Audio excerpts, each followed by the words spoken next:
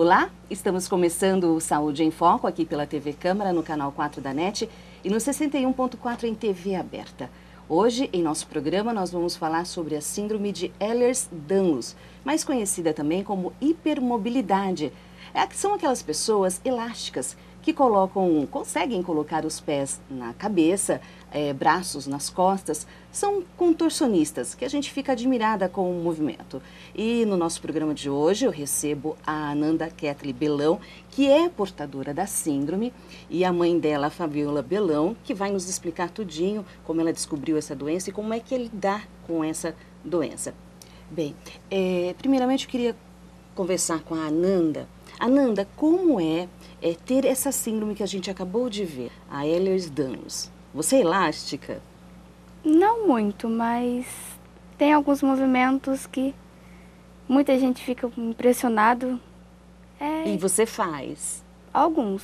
Quais? Vamos mostrar quais você consegue? Esse assim, com o dedo. Colocar o dedão aqui no braço. Isso. Aí eu não consigo. Eu consigo com os dois. Com os dois? Com nenhum. E qual mais? Tem um com o braço desse jeito assim. Ah, essa curvatura aqui do braço. Isso. Também consigo com os dois. Alguns desses. Tem vários, mas eu não sei, então... E como é para você conviver com essa síndrome? Você consegue... Normal, fazer as atividades normais na escola? Mas de vez em quando dá algumas dores, tipo, nas juntas. Aí essas dores básicas, mas tudo normal. Sim. A Fabiola, como é que você descobriu que a sua filha era portadora? Por ela reclamar muito que tinha dor nos pés. Quando criança, no brincar, correr, pular, essas coisas assim, ela ficava à noite... Mãe, me tá doendo muito meus pés. Aí eu apertava, né, e ela até gritava de dor. Aí eu resolvi procurar um reumato. Um reumatologista. Isso. Aí no reumato eles indicaram para fazer fisioterapia, que era possível ter. Porque essa síndrome, ela causa vários tipos de dor, né? Como até hoje não foi conhecido um remédio para combater essa dor. E também dá problema de visão, dá problema na fala, de cabeça. Quer dizer, atinge vários órgãos. Vários órgãos. Então, é um alerta total. Isso. E a Ananda tinha quantos anos quando você percebeu? Uns 3 anos. Bem novinha. Isso. E na família, há outros casos? Eu tinha. Ah, sim, você... Mas na minha época já era mais difícil, não tinha essa disponibilidade de fazer um tratamento, né? Os pais desconheciam? Isso, desconhecia, né? Achava engraçado fazer, mas não sabia qual o que era. era. A sua facilidade de movimento? Eu colocava os pés no pescoço, virava cambalhota. E quando criança isso é super bonito, né? Isso, tinha essas flexibilidade nos braços, perna, né? E também tinha as dores, tenho até hoje. Tem até hoje? Tenho até hoje as dores que junta, principalmente quando esfria mais, né? Dá dor nas juntas do corpo todo, muita cólicas, porque a princípio quando é criança é dor na barriga, mas não sabe o motivo. Mas depois as cólicas, se forma moça, as cólicas vêm mais fortes, não é aquela cólica normal, mas é mais forte. Também é por causa disso. E qual que é a diferença que você vê hoje? Porque a sua filha hoje faz tratamento, você também fez? A diferença é que hoje a gente sabe o que a gente tem, né? Antes a gente não sabia como lidar também. Então, às vezes, procurava um médico, falava que tinha o que sentia, mas ele também não sabia o que falava ou que... Uma solução para o tratamento. Uma solução, isso. Então, hoje não, hoje já é mais tranquilo, a gente já sabe o que tem que fazer, toma algum remédio, um analgésico, mas... Cuidados em casa, na escola, com movimentos, assim, tem que ter? Não, porque é livre, né?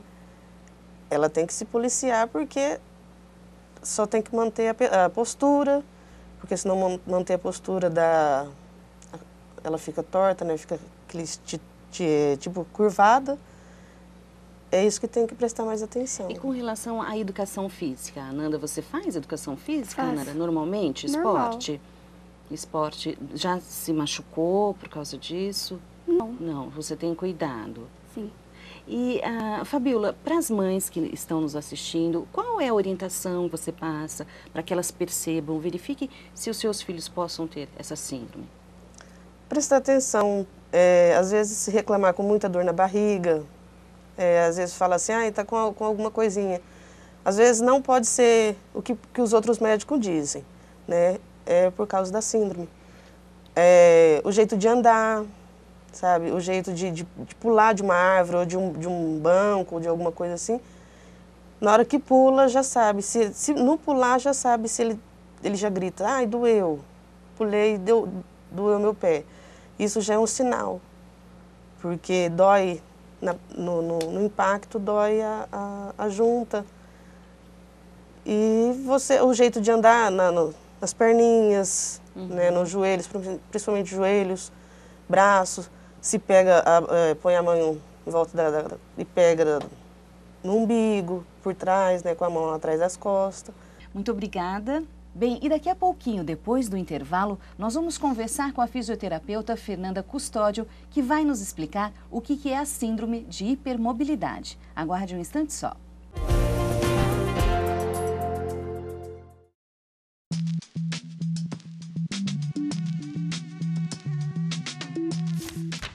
O que é microcefalia? Nascimento de crianças com a cabeça menor do que o tamanho que é esperado para aquela idade, para aquele peso das crianças.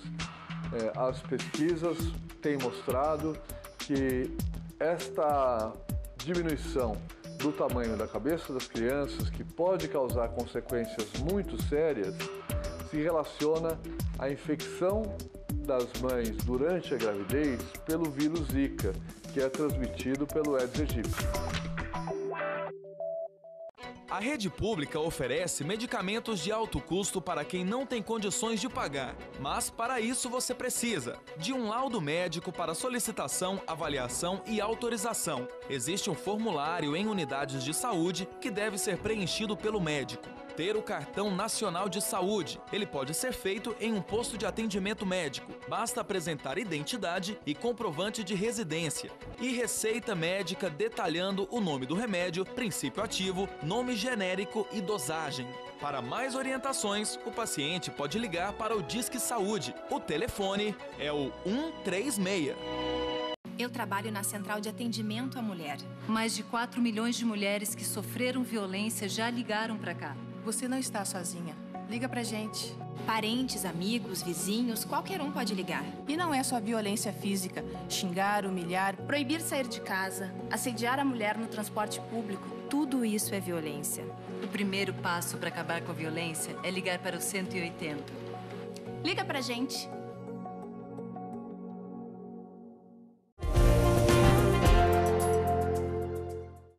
Estamos de volta com o Saúde em Foco aqui na TV Câmara. No programa de hoje nós estamos falando sobre a síndrome de Ehlers-Danlos. E agora no segundo bloco eu converso com a fisioterapeuta e professora universitária, a Fernanda Custódio. Fernanda, muito obrigada por sua participação em nosso programa. Eu que agradeço, Jaqueline. Obrigada pelo convite e desde já deixo à disposição quaisquer esclarecimentos que possam ser necessários para a entrevista de hoje. Sim, nós vamos conversar bastante. A gente quer saber o que é a hipermobilidade. Essa habilidade e facilidade que algumas pessoas têm de fazer movimentos difíceis. Como ela é identificada, diagnosticada, Fernanda? Jaqueline, o diagnóstico geralmente procede de um médico, né?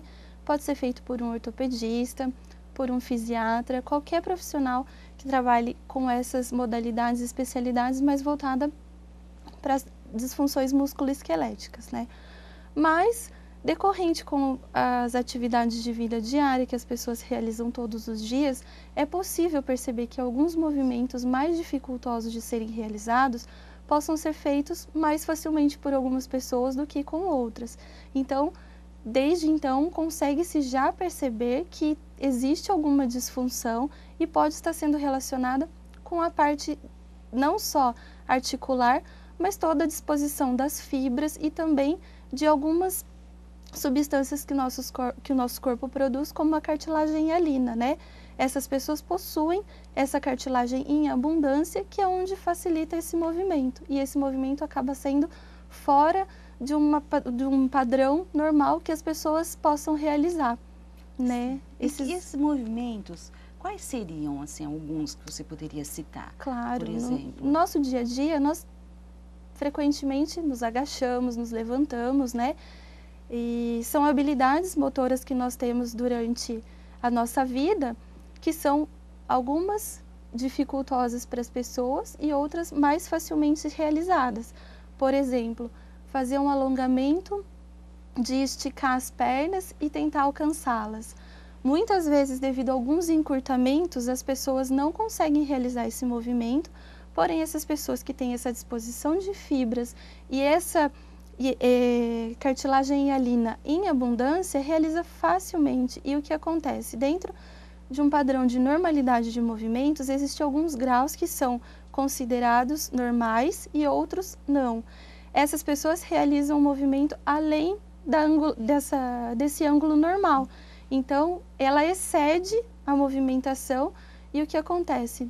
Nós conseguimos diagnosticar por essa habilidade. Isso, por esse movimento a mais. Como a gente vê em aula, né, em academia, né, de ginástica, que vai fazer alongamento e tem aqueles alunos que o professor fala, olha, põe a mão aqui no pé, aí ele consegue pôr a palma da mão no chão sem dobrar o joelho, né? Aí você fala, meu Deus, por que eu não consigo? É porque eu não tenho essa hipermobilidade.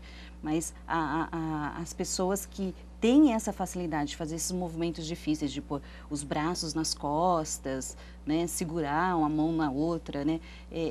Agora, com relação aos cuidados que essas pessoas têm que ter, porque o que é essa síndrome? Fala-se também muito do colágeno defeituoso. O que seria isso? O colágeno defeituoso é quando toda a nossa parte metabólica tenta reorganizá-lo de uma maneira enzimática, vamos dizer assim. O que acontece? As disposições dele, metabolicamente falando, são totalmente desorganizadas e eles começam a serem reproduzidos muitas vezes em abundância, no caso de uma hipomobilidade, e uma hipermobilidade ele é produzido a menos. Então, o que acontece? A cartilagem hialina é produzida em abundância e o colágeno a menos. O colágeno limita e a hialina deixa a pessoa mais elástica. Por isso que a hipermobilidade acontece. Não é só por causa do colágeno, é por causa da hialina também. A cartilagem hialina que permite essa hipermobilidade. Mas aí, no caso, o tratamento, suplementar com colágeno, isso resolve alguma coisa ou não? Existe isso seria por uma avaliação médica, né? Eu não sei qual seria uma conduta, mais corretamente dizendo, médica, né? Um tratamento convencional para isso. O que nós, fisioterapeutas, nesse caso, podemos fazer, que é a nossa área de atuação, é orientar as pessoas a estarem fazendo sempre exercícios totalmente supervisionados e regulares, de acordo com o condicionamento da pessoa. Porque existe uma escala de tonicidade muscular que permite com que eu veja se aquele tônus muscular da pessoa está menor ou maior que o normal, não deixando eu exceder esses movimentos, não causando nenhuma articulação, nenhuma lesão em articulações ou musculoesqueléticas ou até na própria musculatura da pessoa. Porque uma pessoa hipermóvel, por exemplo, pode ter um encurtamento muito grande numa região e uma elasticidade muito grande em outra, o que pode vir a desenvolver muitas patologias como uma hérnia de disco por causa de tensões em um lugar e o outro não ter as tensões, ser mais elástico. Então, é como se fosse um exemplo que eu vou dar para você agora na minha camisa. Se ela está encurtada, ela repuxa. Repuxando toda essa parte da musculatura, a parte de baixo fica hipermóvel. E com isso, eu posso trazer outras disfunções no corpo da pessoa que talvez não seria o problema inicial que ela procure uma ajuda ou um tratamento, que venha a causar muitas disfunções e até trazer algumas limitações na vida dela, né? Como as dores e também não conseguir fazer as suas atividades. Essa hipermobilidade é só nas articulações ou pode ocorrer em outros lugares? Na maioria das vezes, elas ocorrem sempre nas articulações devido a ser o local de eixo de movimento. Por exemplo, na nossa articulação é muito comum as pessoas terem uma disfunção chamada disfunção de ATM. Muitas pessoas começam a ter a parte da região aqui, da mandíbula. Nessa parte aqui do rosto, da face. Queixo, isso, a mandíbula fica caída mesmo. A pessoa vai sorrir, vai fazer alguma... essa parte se desloca. Ela se desloca e muitas vezes ela não consegue retroceder ao movimento normal. E o que acontece? Pode ser devido a essa disfunção de hipermobilidade, tendo que ser trabalhada toda a motricidade orofacial da pessoa, com um fonoaudiólogo ou até um dentista, né, pode estar orientando, para fazer esses exercícios de fortalecimento e trabalhando dentro da amplitude normal, até ver qual a angulação correta do movimento para não exceder esse movimento, porque pode vir a ter outras disfunções, não somente na face, né? Pode vir a ter disfunções na assimetria de olhos, de nariz, da boca, tudo isso pode causar outras disfunções, como eu disse a você. É bem delicado, as pessoas infelizmente ainda não têm conhecimento do que essa síndrome pode trazer de malefícios, porque muitas vezes passa até despercebido que é uma síndrome, mas ela pode sim trazer várias complicações para as pessoas. Uma delas é essa motricidade orofacial que pode limitar a pessoa até de se alimentar, porque às vezes a mandíbula não retrocede o movimento. Agora, com relação a crianças, às vezes a gente vê até por desconhecimento que tem essa facilidade de movimento, é até bonitinho, né? Olha, mostra como você consegue colocar o pé, o braço. Quais os cuidados que os pais devem ficar atentos para identificar se o filho tem essa facilidade de movimento? Na verdade, os cuidados que a gente tenta passar até como prevenção para algumas crianças que nos procuram devido a alguns problemas normais de vida de infância, né? Mas a recomendação é simples, é sempre perceber o que a criança tem feito de atividades de vida diária, habilidades motoras, o brincar, o correr, o pular, né?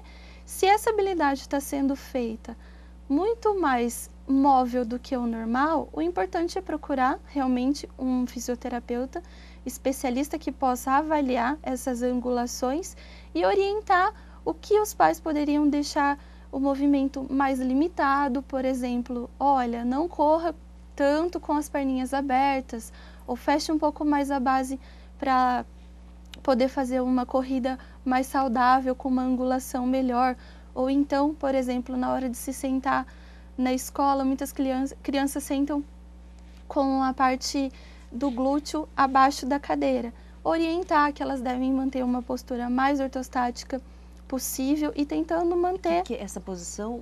Ortostática é o sentar correto nosso, mas em 90 graus com os joelhos e as pernas, e a parte do glúteo sempre apoiando as duas lateralidades na cadeira, né? Não deixando com que os nossos ossinhos passem da cadeira, deixando mais o bumbum. Tem que ser os dois ossinhos do glúteo mesmo ali, posicionados. No caso de atletas, pessoas que se dediquem à atividade física, como proceder? Porque é um benefício, mas tem que ter cuidado também. Exatamente. Tem um limite para os exercícios? Sim, na verdade, em atletas, Jaqueline, o que é se recomendado é ser acompanhado por um fisiatra ou um ortopedista e também um fisioterapeuta, porque os treinos das pessoas são totalmente padronizados e personalizados dentro da disfunção que ela tem.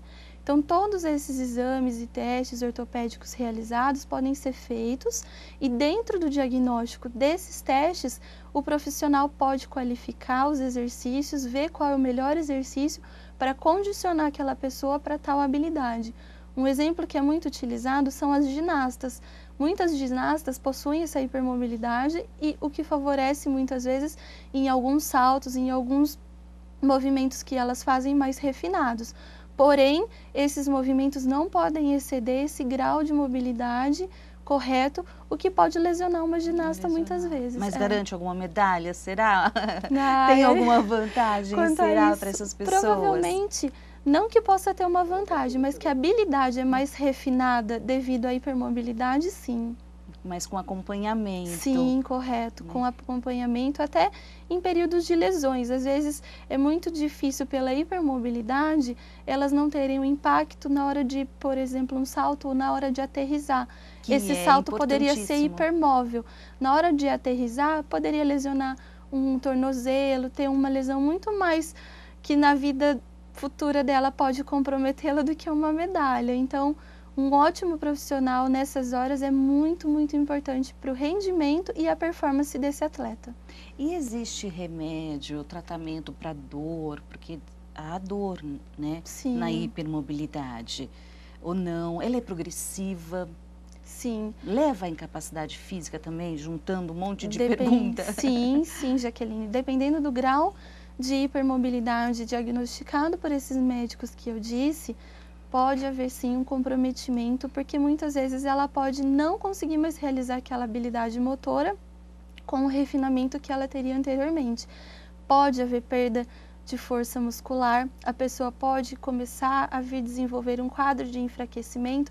Muitas vezes eu já atendi um caso, muito tempo já, mais ou menos uns 6, 7 anos atrás, que a pessoa não conseguia mais pegar um copo de água, porque toda a parte de fibra muscular já estavam condicionadas a ter aquela força muscular, ela foi perdendo conforme foi passando o tempo, não foi tratado, diagnosticado, né, anteriormente, e ela não conseguia mais levar o copo de água na boca. O copo, ela perdia toda a força muscular. Aí nós precisamos fazer todo um trabalho de conscientização corporal, trabalhando o lado contralateral. Ela era uma pessoa destra, então ela acabou virando canhota depois, por uma necessidade de habilidades motoras. Ela ainda conseguia fazer algumas coisas, mas a força e a destreza dos movimentos ela já não conseguia mais. E quando ela foi procurar orientação médica, já não conseguia mais ter os recursos. Existem sim alguns medicamentos, algumas cápsulas. Hoje em dia já se sabe, alguns nutricosméticos estão muito em alta, os encapsulados. Eu não sei falar para você quais seriam eles e quais seriam de competência de um nutricionista, está prescrevendo, né? Caso, né? Então... Mas eu acredito que tem sim, o colágeno é um deles, já tem alguns encapsulados sendo importados para trabalhar toda essa parte de reconstrução de fibra muscular, que poderia ajudar nessa questão da hipermobilidade, a diminuir um pouco essa reorganização de toda a massa muscular, né? A idade, conforme vai passando a idade, a hipermobilidade, ela aumenta, diminui, estaciona? Geralmente, de acordo com a idade, ela vai estacionando esse quadro, devido à metabolização ser mais lenta. Então, o que acontece? Quando ocorre a metabolização da cartilagem, do colágeno, muitas vezes algumas pessoas precisam até suplementarem esses compostos devido à mulher, principalmente mulher, né? Nós temos uma reprodução hormonal já bem cautelosa, tendo que fazer algumas reposições, e isso está tudo interligado, os nossos hormônios, toda essa metabolização dessas enzimas. Então, o que pode acontecer é estacionar ou muitas vezes até piorar. Sim. E é uma doença hereditária, é adquirida? Doença não, uma síndrome, né? Sim, ela é totalmente hereditária. Passa de pai para o filho? Na maioria das vezes, sim. Mas tem essa coisa assim da mãe para o filho ou do pai para o filho ou não? Independe? Independe. Todos os filhos terão ou não? É só um? Não, independe. Essa questão que eu comentei dessa pessoa que eu atendi, era o pai que tinha e ela era uma menina. Então, assim, não seria só de mãe, isso, não seria, por exemplo, só de mãe para filho ou de pai para filho. Pode ser ao contrário, mãe para sexo oposto, masculino, ou pode ser pai passando para sexo feminino, não tem problema. Pode ser o pai ou a mãe. Se a mãe tem a hipermobilidade, pode passar tanto para o filho homem quanto para o filho mulher. Não independe de sexo. A alimentação influencia? Sim, sim. Alguns alimentos nossos, totalmente a parte de legumes e verduras, podem ajudar nessa metabolização do colágeno também, né? Alguns peixes hoje em dia são bem indicados para estar auxiliando na metabolização desses compostos, porque o que acontece? É difícil eu descrever para você tudo que nosso organismo metaboliza. E isso envolve minerais, envolve toda a parte do colágeno, magnésio. Então, tudo forma várias reações químicas que, consequentemente, vai interferir na qualidade da massa muscular, dos nossos órgãos, do funcionamento vital nosso. A hipermobilidade, ela atinge mais homens ou mulheres, ou é igual? Na verdade, Jaqueline, essa patologia acaba atingindo tanto homens quanto mulheres. O que se tem de relato na literatura é que, devido a problemas hormonais femininos, no caso do estrógeno, muitas vezes é mais comum em mulheres, mas tem outros relatos e alguns outros artigos que dizem que não importa o sexo da pessoa, ela pode vir a aparecer tanto em homens quanto em mulheres. É como a gente disse no começo, esses movimentos fáceis que causam até admiração, a gente fica admirado de ver a pessoa fazendo, quem tem. Você acredita, é uma síndrome ainda desconhecida? Sim. E que as pessoas precisam conhecer e saber, porque esses movimentos não são aleatórios, uma casualidade. Com certeza, Jaqueline. Nós vimos esses movimentos errôneos, vamos dizer assim, muitas vezes até em academias. Muitos profissionais não têm o conhecimento de que a hipermobilidade pode ser uma patologia e acabam fazendo os exercícios mais exacerbados do que dentro do padrão de normalidade, o que pode ali estar vindo causar uma lesão que há anos pode estar desenvolvendo dentro daquele corpo praticante, né? E a pessoa não tem nem noção de que aquilo futuramente pode vir a ser um problema, tendo que fazer depois futuramente ter vários gastos com exames, com medicamentos e muitas vezes pode não ter a melhora desse quadro de tanto tempo fazendo as movimentações errôneas. E aí o que acontece? A hipermobilidade cada vez mais se complica e se intensifica, né? E aí pode acontecer esse caso que eu citei, do movimento não voltar a ser o mesmo, vir ter formigamentos, alguns problemas de perda de força muscular e a pessoa tendo que reinventar e recriar algumas habilidades motoras que ela não tinha anteriormente. Sim.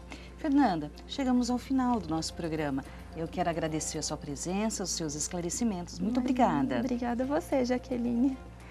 E assim, a gente termina o Saúde em Foco de hoje. Nós falamos sobre hipermobilidade, que é aquela habilidade, facilidade que algumas pessoas têm de fazer movimentos difíceis. Espero que você tenha gostado e até o próximo programa. Tchau!